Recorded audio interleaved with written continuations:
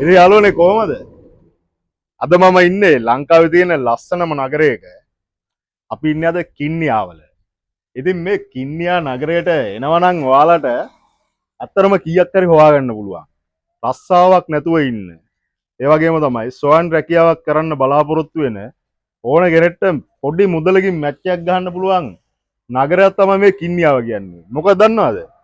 මේ මුහුද අයිනේ එක යායට තියෙන කරවල. ඉතින් මෙයාලා කරවල වේලනවා. එක යායට කරවල වේලනවා.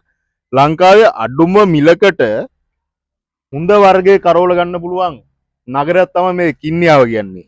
ඉතින් ඔයාලට මේ කින්නියාවට ආවොත් ලස්සන පරිසරය, හැබැයි ටිකක් උණුසුම්, හැබැයි ලස්සන වෙරළ තීරයක් තියෙනවා.